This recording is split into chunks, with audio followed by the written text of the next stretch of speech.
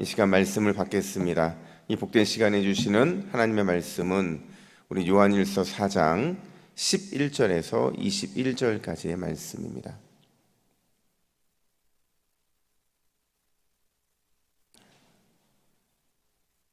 요한일서 4장 11절에서 21절까지의 말씀, 서로 사랑의 현재와 미래라는 제목으로 오늘 말씀을 받겠습니다. 11절부터 함께 교독해 읽겠습니다. 사랑하는 자들아, 하나님이 이같이 우리를 사랑하셨은즉 우리도 서로 사랑하는 것이 마땅하도다.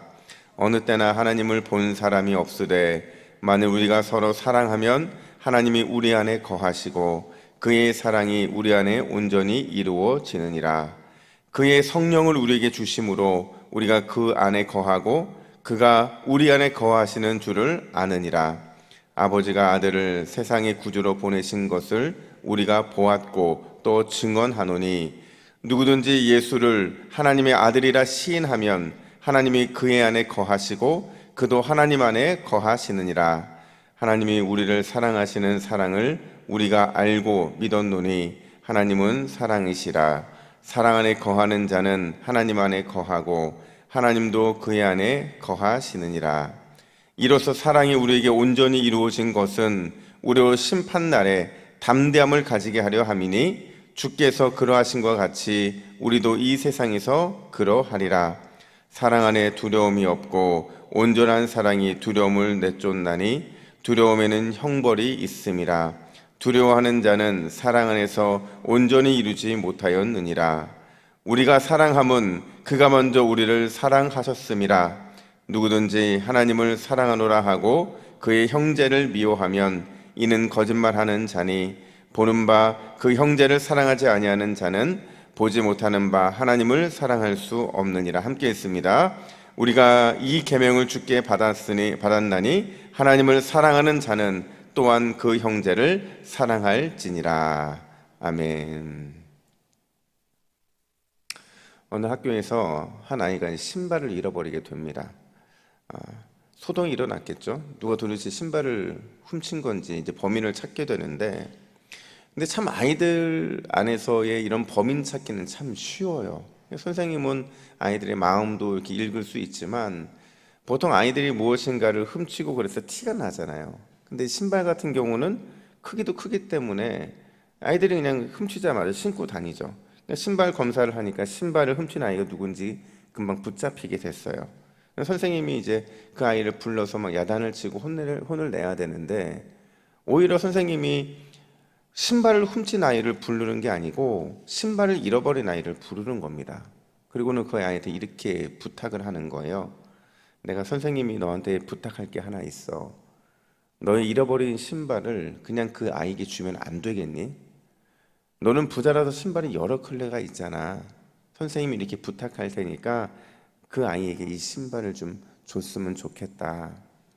여러분, 신발을 훔친 아이가 너무도 가난한 걸 이 선생님이 안 거죠. 그래서 그 아이에게 신발을 그냥 주고 싶은 마음이 들었던 거예요. 물론 여러분, 신발을 훔치는 것은 나쁜 일이에요. 그리고 당연히 돌려줘야 옳고요. 이거를 한 단어로 정의라고 합니다. 그러니까 훔치는 건 나쁜 일이고 돌려주는 것, 당연한 것 누구나 다 안다는 거예요. 그러니까 우리는 정의가 뭔지는 알고 있어요. 근데 이 세상은요, 결코 정의만으로만은 움직이지 않는다는 거죠. 정의가 모든 것을 대변해 줄 수 없다는 거예요. 실제로 정의보다 더 큰 개념이 있는데 그게 뭐냐면 바로 이 사랑이라는 거죠.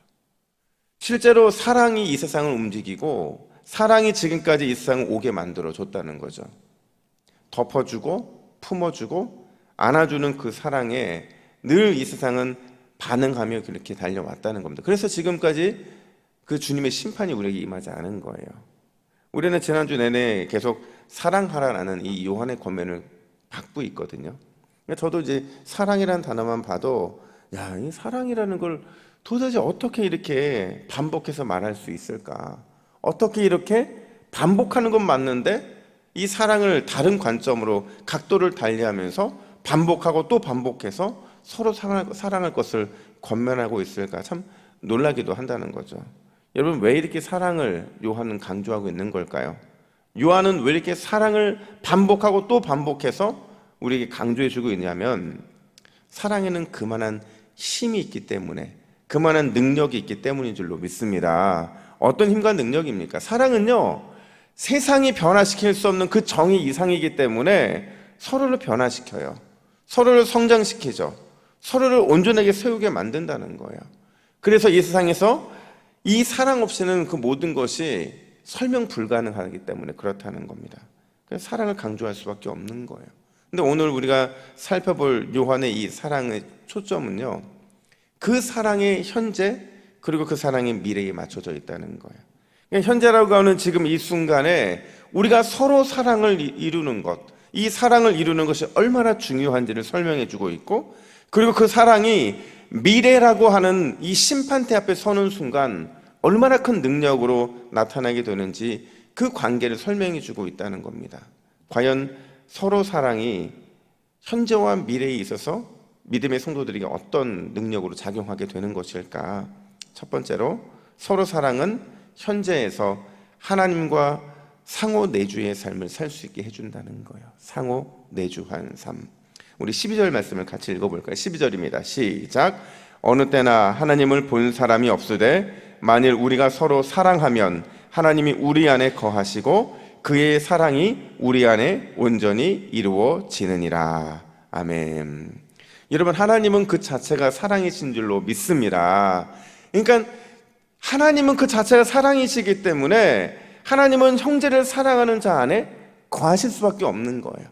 사랑이 나타나는 그 현장에 늘 하나님은 임재할 수밖에 없는 겁니다. 그리고 그 사람 또한 하나님 안에 거할 수밖에 없는 거예요.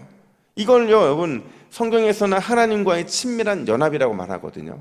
그리고 이 연합을 좋은 유식한 말로 상호 내주라고 하는 겁니다. 그 연합과 내주를 가능하게 만드는 게 뭐냐? 바로 서로 사랑이고 형제 사랑이라는 거예요. 근데 중요한 거는요, 이 상호 내주하심이, 하나님과의 친밀한 연합이 우리로 하여금 때때로 또 시시때때로 하나님을 볼 수 있게 만든다는 거죠. 다시 12절 말씀을 보시면 요한이 강조하는 게 있어요. 뭐냐면 지금까지 하나님을 본 사람이 없대요. 지금까지 하나님을 본 사람이 없대요. 모세도 하나님을 보지 못했고 이사야도 보지 못했어요. 그들이 본 건 하나님의 그림자죠. 어떻게 보면 하나님의 영광뿐이죠. 하나님을 직접 보지 못했어요. 왜요? 그 영광스러움을 죄인으로서는 도저히 감당할 수가 없었던 거예요. 그러나 상호 내주하심의 역사 안에 있는 우리는 하나님을 직접 보는 것이 가능하다는 거예요. 왜요? 하나님이 보내신 그 사랑 안에 예수님의 화목 제물 대신 그 사랑이 담겨져 있기 때문인 거죠. 그분 덕분에, 그 사랑 덕분에 우리와 하나님이 막힌 담이 허물어졌다는 거예요. 그래서 우리는 죄인이지만 감히 하나님을 볼 수 있고, 그리고 그 하나님을 볼 수 있는 그 현장에는 반드시 사랑이 나타날 수밖에 없다는 거죠. 더 중요한 거는요, 이 놀라운 사랑이 단순히 내게 부어지는 것으로 끝나는 게 아니라 나 역시도 사랑의 용광로가 된다는 거예요. 사랑의 용광로와 같은 그 사랑의 사람으로 나를 변화시킨다는 거죠. 여러분, 용광로가 뭐예요? 다 녹여내는 거잖아요. 심지어 그 모든 것들을 다 녹여내는 게 용광로잖아요. 모든 것을 녹여서 새롭게 하는 거, 그 용광로의 가장 중요한 역할이잖아요. 여러분, 우리 안에 성령의 내주하심, 하나님의 내주하심을 통해서 그 하나님의 은혜의 마음을 볼 수 있는 사람이라고 한다면 그 사람은 언제나 영적인 용광로가 되는 줄로 믿습니다. 은혜의 용광로, 사랑의 용광로, 그런 모습으로 우리는 쓰임받을 수밖에 없다는 거예요. 여러분, 생각해 보세요. 내 안에 하나님의 사랑이 임해서 나는 이미 사랑의 용광로가 되었는데 우리가 어떻게 옹졸하고 편협한 마음을 가질 수 있냐는 거죠. 그럴 수 없다는 거예요. 반드시 용광로와 같이 모든 것을 다 서로 녹여내서 사랑하게 만드는 것, 우리 안에 있을 수밖에 없다는 겁니다. 그러니까 어쩌면 우리는 이렇게 기도해야 될지 몰라요. 주님, 내 안에 주님이 계신데 나는 여전히 옹졸하고 편협한 마음으로 살아가고 있습니다. 저를 불쌍히 여겨주시고 제발 모든 것을 녹여낼 수 있는 용광로와 같은 사랑의 마음을 내게도 허락하여 주시옵소서. 이렇게 기도할 때에 넘치는 주의 사랑이 오늘 이 새벽에 우리에게 임하는 줄로 믿습니다. 뿐만 아니라 오늘 두 번째로 서로 사랑의 미래에 대해서 뭐라고 말을 하느냐? 심판에 대한 담대한 믿음을 갖게 만든다, 이렇게 말을 해요. 우리 17절 말씀을 같이 했습니다. 17절입니다. 시작. 이로써 사랑이 우리에게 온전히 이루어진 것은 우리로 심판날에 담대함을 가지게 하려 함이니 주께서 그러하신 것 같이 우리도 이 세상에서 그러하니라. 아멘. 여러분, 요한 1서에요 담대함이라는 이 단어가 총 4번 등장하거든요. 근데 이 담대함이 어떤 믿음의 담대함을 말하는 게 아니고요, 이 담대함은 미래 하나님의 심판대 앞에서 갖게 되는 담대함이에요. 그러니까 종말론적인 담대함이라고 말할 수 있거든요. 근데 여러분 생각해 보세요. 지금 내가 누군가를 사랑하는 것과 심판대 앞에 서게 되는 이 담대함이 무슨 관계가 있길래 이런 종말론적인 담대함이라는 의미로 자꾸 우리에게 던져지고 있느냐. 18절 상반절을 보니까 이렇게 말합니다. 사랑 안에는 두려움이 없고 온전한 사랑이 두려움을 내쫓나니 두려움에는 형벌이 있습니다. 이걸요, 우리말 성경은 이렇게 더 정확하게 번역해요. 뭐라고 번역하냐면 사랑에는 두려움이 없습니다. 온전한 사랑은 두려움을 내쫓습니다. 두려움은 징벌과 관련이 있기 때문입니다. 여러분, 징벌이 뭐예요? 사랑하지 못함, 사랑하지 않는 것, 그게 징벌이잖아요. 그러니까 두려움과 사랑은 공존할 수 없다는 거예요. 하나님을 두려워한다는 건 뭐냐면 그분의 사랑을 온전히 신뢰하지 못했다는 거기 때문에 그렇죠. 반대로 하나님과 그분의 심판을 두려워하지 않는다는 것은 내가 그 하나님의 사랑을 온전히 신뢰한다는 거예요. 그리고 그 신뢰 안에서 나도 누군가를 사랑할 힘을 얻고 그 사랑의 능력으로 지금까지 왔다는 거죠. 여러분, 하나님께서 나를 사랑하신다고 하시는데 우리가 뭘 두려워할 수 있겠냐는 거예요. 그러니까 내 안에 하나님의 사랑이 있으면 현재의 두려움도 다 쫓아내지는 것이고 미래의 심판대 앞에서의 두려움도 다 사라지는 거예요. 왜냐하면 그분은 사랑이시기 때문에 그 사랑이 우리 안에 거하기 때문이라는 거죠. 그럼 결론은 이거예요. 우리가 잘 부르는 찬양 중에 아주 옛날에 이런 찬양을 많이 불렀어요. 사랑의 주님이 날 사랑하시네, 내 모습 그대로 받으소서. 사랑의 주님이 날 사랑하듯이 나도 널 사랑하며 섬기리. 아주 어릴 때부터 불렀던 찬양인데요, 이 찬양이요, 완전하신 하나님의 그 사랑이 우리에게 부어졌다고 한다면 우리 역시도 나도 널 사랑하며 섬기리, 이 믿음의 고백과 삶을 살아내야 된다는 겁니다. 여러분, 우리 믿는 사람들이 이 사랑을 표현할 수 있는 가장 좋은 날이 언제인 줄 아세요? 매일 그래야겠죠. 근데 특별히 하나님께서 이 사랑을 표현하는 날을 딱 정해 놓으셨어요. 모든 성도들이 다 모이는 그날, 그날이 언제예요? 오늘 주일이잖아요. 오늘 주일 용광로와 같이 모든 것을 녹일 수 있는 그 사랑의 마음으로 만나는 사람들마다 그 사랑의 마음을 전달하는 우리 모두가 되기를 간절히 축복합니다. 그러면 여러분, 오늘 우리가 마음을 담아드리는 예배, 그 예배와 더불어서 우리 사랑의 베품, 녹여내는 그 용광로와 같은 사랑이 하나님의 마음을 기쁘게 해드릴 수 있다는 거예요.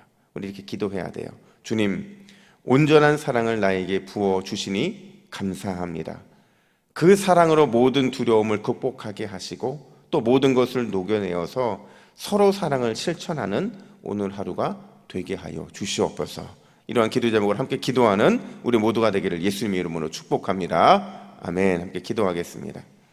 하나님 아버지, 온전한 사랑이 모든 두려움을 내쫓는다고 말씀해 주셨사오니 하나님, 그 사랑을 내가 받고 또 나도 그 사랑을 실천하고 그렇게 함으로 인해서 내가 항상 두려움이 아니라 주님 주신 평안함과 기쁨이 가득한 삶을 살아갈 수 있도록 인도하여 주시옵소서.